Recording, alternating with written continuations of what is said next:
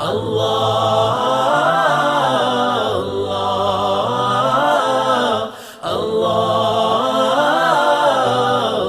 نبی پاک صلی اللہ تعالی علیہ وسلم کو اللہ نے اختیار دیا، جتنا رہنا چاہتے ہیں رہ لیں، لیکن موت آپ کے لیے ہے، موت سے پاک صرف آپ کا رب ہے، باقی کوئی نہیں۔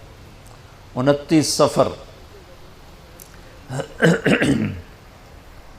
11 ہجری 632 عیسوی آپ کو سر درد عصر کے بعد شروع ہوا۔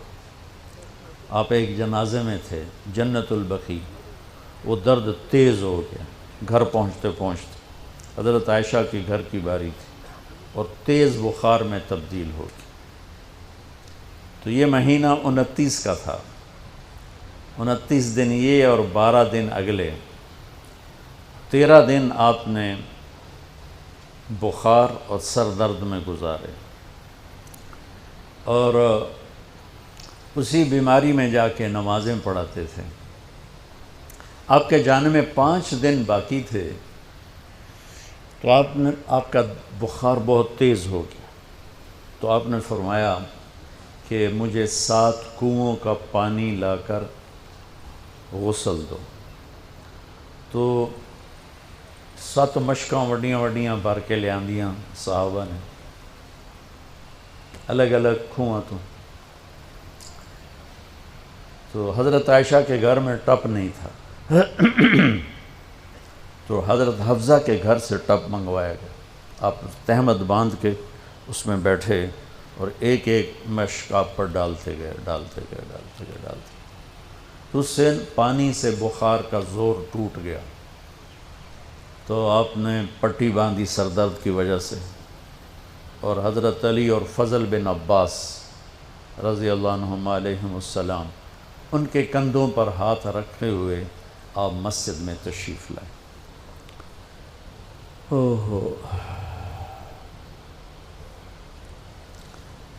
اور مسجد بھری ہوئی تھی، آپ نے ایک چھوٹا سا بیان دیا، وہ آپ کو سنانا چاہتا ہوں۔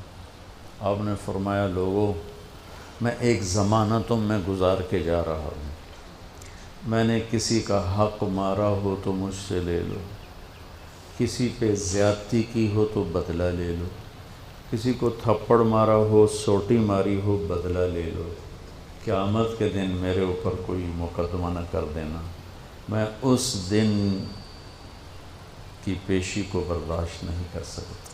جن کے طفیل لوگوں کی پیشیاں معاف ہو جائیں گی، جن کے طفیل حساب شروع ہوگا، جن کی طفیل کروڑوں اربوں گناہ گار ان کو معافی ملے گی، وہ امت کو کیا پیغام دے کے جا رہے ہیں کہ جب میرے ذمے کوئی ہے تو ہون لے لو، اتھے نہ منگیا جائے۔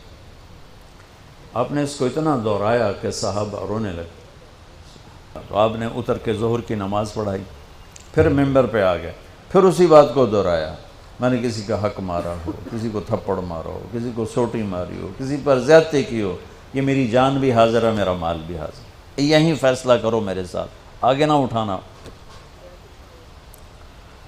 ایک آدمی کھڑے ہو گئے، یا رسول اللہ، آپ نے میرے 3 روپے دینے۔ آپ نے فرمایا، ضرور دینے ہوں گے پر مجھے یاد نہیں، ذرا یاد تو کراؤ۔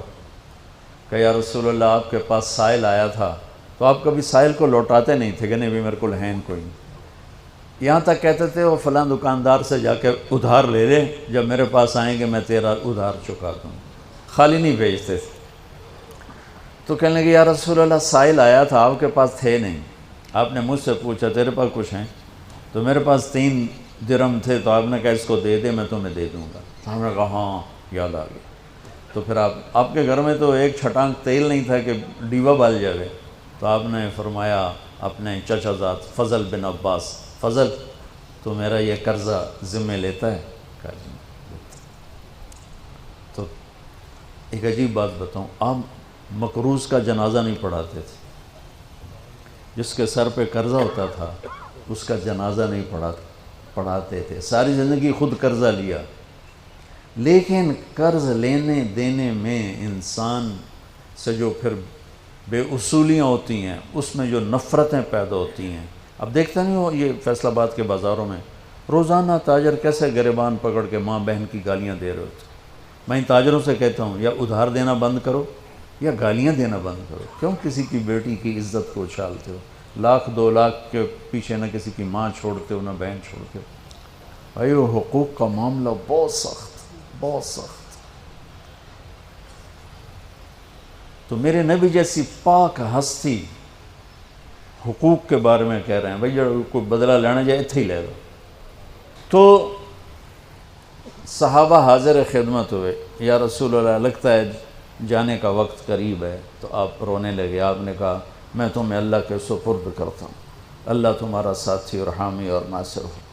جمعرات کا دن عشاء کی نماز آپ پڑھانے کے لیے اٹھے اور غش آیا اور دوبارہ لیٹ گئے. تو پھر تھوڑی دیر کے بعد آپ کو دوبارہ ہوش آیا تو آپ نے فرمایا عشاء کی نماز ہو گئی ہے؟ کہا جی نہیں، آپ کا انتظار ہے. تو آپ اٹھنے لگے، پھر اٹھ نہیں سکے، پھر لیٹ گئے. پھر تیسری دفعہ آپ اٹھے، عشاء کی نماز ہو گئی. کہا جی آپ کا انتظار ہے. تو آپ پھر اٹھنا چاہا، نہیں اٹھ سکے. تو آپ نے فرمایا ابو بکر سے کہو عشاء کی نماز پڑھائے. تو ابو بکر ذرا پیچھے کھڑے تھے، عمر آگے کھڑے تھے. تو لوگوں نے کہا نماز ہی پڑھاونی، کوئی پڑھا دے. تو انہوں نے عمر کو آگے کر دیا، وہ پہلی صف میں کھڑے تھے. جب حضرت عمر نے اللہ اکبر کی تو آپ نے اندر میں آواز سنی تو زور سے فرمایا کہ عمر کو پیچھے کرو، ابو بکر کو آگے کرو. میرے رب کا فرمان ہے میرے مصلی پر صرف ابو بکر کھڑا ہو سکتا. تو عمر کو پیچھے کیا گیا اور ابو بکر کو آگے کیا گیا. تو جمعرات کی 1 نماز عشاء اور جمعے کی 5، ہفتے کی 5، اتوار کی 5، 15، فجر کی 1. تو جمعرات اور پیر کی 1 اور یہ 15، 17 نمازیں آپ نے پڑھائیں اللہ کے نبی کی موجودگی میں. تو ہفتے کا دن تھا تو جبریل آئے، یا رسول اللہ مجھے اللہ نے آپ کی خدمت میں بھیجا ہے کہ میں آپ کا حال پوچھ کے ہوں، آپ کا کیا حال؟ تو آپ نے کہا جبریل بڑی تکلیف ہے.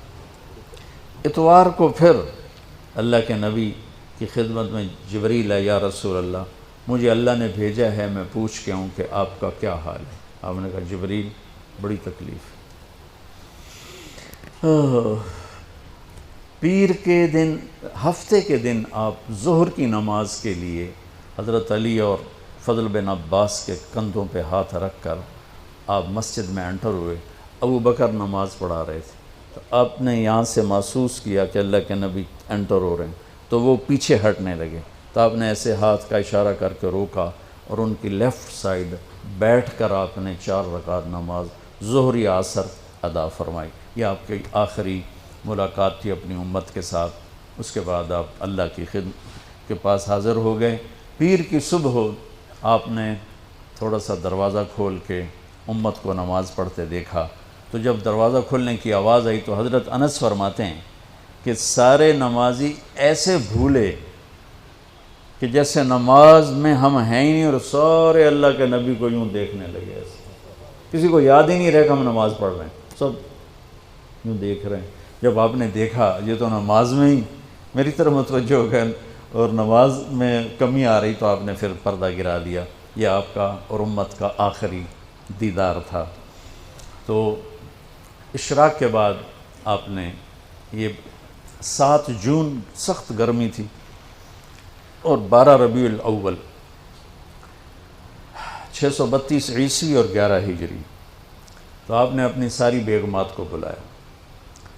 حضرت عائشہ فرماتی ہیں میں نصیب والی ہوں کہ مات فی سحری و نحری، اللہ کے آخری نبی میری ٹھوڑی اور سینے کے درمیان اللہ کی بارگاہ میں پیش ہوئے. یہ کیفیت تھی میرے نبی کی. یہ اس طرح آپ نے اپنی بیگم کے سینے پر سر رکھا ہوا تھا اور اس طرح نیم دراز تھے آپ اس طرح. تو آپ نے اپنی ساری بیویوں کو بلایا اور ان سے ملاقات کی. کچھ نہیں بتایا کہ میں جا رہا ہوں.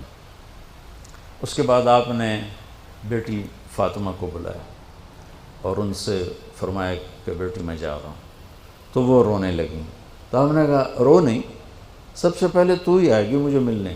6 مہینے بعد بیٹی کا بھی انتقال ہو گیا. پھر آپ نے مولا علی کو بلایا، ان کا سر اپنی گود میں رکھا اور ان کے کمر پہ ہاتھ پھیرتے رہے اور دعا دیتے رہے، دعا۔ یہ سب کچھ بڑے سکون کے ساتھ ہو۔ آخر میں دونوں بچوں کو بلایا، حسن حسین، جن میں آپ کی جان اٹکی ہوتی۔ آپ فرمایا کرتے تھے میری آنکھوں کی ٹھنڈک، میرے دو پھول، میری دنیا کی بہار، میرے جگر کے ٹکڑے۔ تو آخر میں دونوں بچے بلائے اور یوں جو لیا نا سینے سے لگا تو ساتھ ہی آنسو سے شروع ہو، وہ سارا منظر آگے کھل گیا تو بے ساختہ آنسو۔ ایک دفعہ آپ نے حضرت ام سلمہ سے فرمایا، ام سلمہ آپ کی بیگمات میں سے ہیں، کہ ایک فرشتہ آ رہا ہے جو آج تک کبھی نہیں آیا، پہلی دفعہ آ رہا ہے مجھ سے ملنے، تم دروازے پہ کھڑی ہو جاؤ، کسی کو اندر نہ آنے دینا۔ وہ کھڑی ہو گئی، تھوڑی دیر میں کہیں سے امام حسین آ گئے کھیلتے ہوئے، وہ اندر جانے لگے، انہوں نے روک لیا، روکا تو وہ رونے لگے، روئے تو انہوں نے چھوڑ دیا۔ تھوڑی دیر کے بعد اندر سے زور زور سے رونے کی آواز آئی، اللہ کے نبی کی، تڑپ تڑپ کے رونے کی آواز۔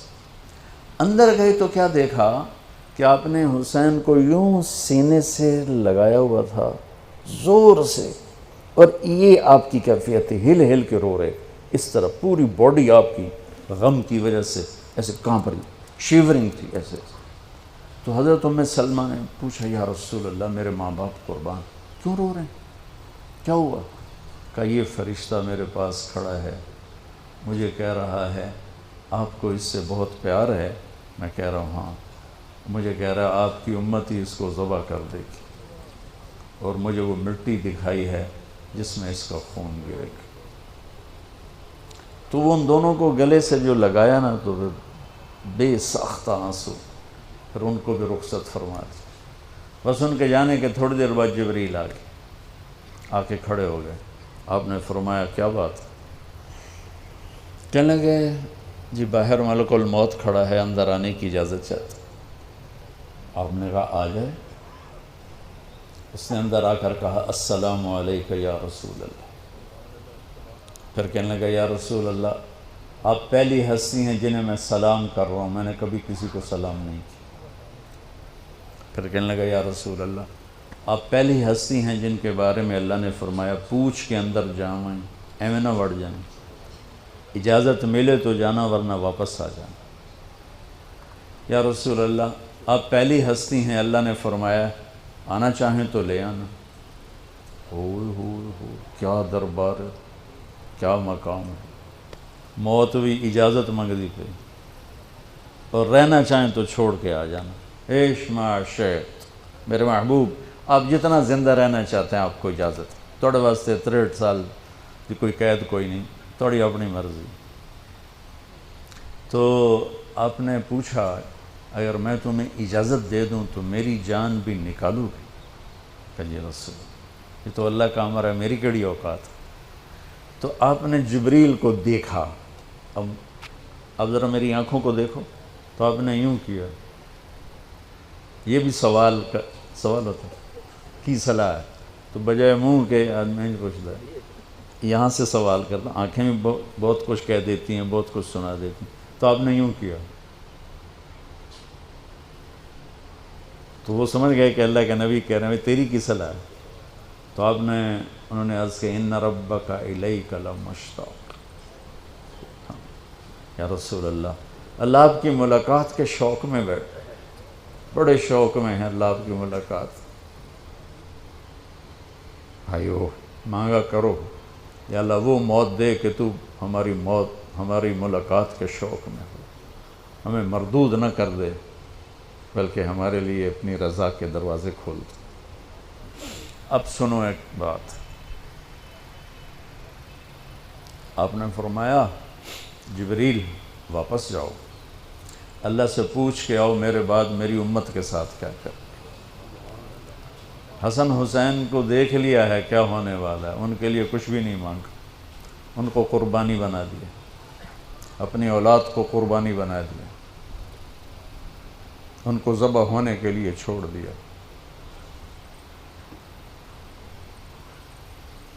اور تمہارے لیے ہاتھ اٹھا دیا کہ پوچھ کے آ پہلے میرے بعد میری امت کے ساتھ کیا کرے۔ سن لو میری بات، میرے رب کی قسم، عزت و جلال کی بریائی کی قسم، اگر میرے نبی یہ بات نہ اٹھاتے تو آج ہم باندر اور خنزیر اور کتے ہوتے، انسان کوئی نہ ہوتے۔ ایک مچھی کھادی آئی موسیٰ علیہ السلام دی قوم تے اللہ باندر بنا چھڑے سے، کونو قردۃ خاسئین، قرآن، بندر بن جاؤ ذلیل و خوار ہو کر۔ اور پابندی کیا تھی؟ ہفتے نو مچھی نہ کھاؤ، سود کے کاروبار کرنا، سودی قرضے دینا، ماں باپ کی نافرمانی کرنا، شراب کے اڈے چلانا، زنا کے اڈے چلانا، جھوٹے مقدمے کرانا، جھوٹی گواہیاں دینا، ناجائز قتل کرنا، یہ وہ گناہ ہیں کہ ہم کب کے کتے بلے بن چکے ہوتے۔ یہ تو اس کملی والے کو دعا دو جو اولاد کو چھوڑ دیا تقدیر پر اور تمہارے لیے جولی پھیلا دی۔ کیا کرو گے میری امت کے ساتھ؟ جبریل واپس آئے، پیغام لائے، یا رسول اللہ، اللہ فرما رہے ہیں ہم آپ کی امت کو تنہا نہیں چھوڑیں گے۔ آپ نے کہا الآن قرۃ عینی، واہ یا رسول اللہ، قربان جائے۔ آپ نے کہا اب میری آنکھیں ٹھنڈی ہیں۔ اللہم الرفیق الاعلی، یا اللہ ہوں بلا، ہم آمن تیار۔ وہ جو چند لمحے تھے اس میں پھر آپ نے امت کو وصیت فرمائی، الصلاۃ، میری امت نماز نہ چھوڑنا۔ 90% لوگ نماز چھوڑ گئے۔ وما ملکت ایمانکم، اپنے نوکر، ملازم، غریب، ان پہ ترس کھانا، فرعون نہ بننا۔ حقوق اللہ، حقوق العباد، حقوق اللہ میں نماز سب سے اعلیٰ، حقوق العباد میں غریب سب سے اعلیٰ، تو ان کو سمیٹ کر پورا دین بتا دیا۔ الصلاۃ، میری امت نماز نہ چھوڑنا۔ وما ملکت ایمانکم، اپنے نوکر چاکر، نوکرانیاں، غریب لوگ، ان پہ رحم کرنا۔ انہی دو باتوں کو اب دہرا رہے تھے۔ پھر آواز کمزور ہوئی تو کہا الصلاۃ، الصلاۃ، الصلاۃ، نماز، نماز۔ پھر آخری لفظ سے اللہم الرفیق الاعلی، مولا تیرا ساتھ چاہتا، اور اللہ کا امر پورا ہو گیا۔ اللہ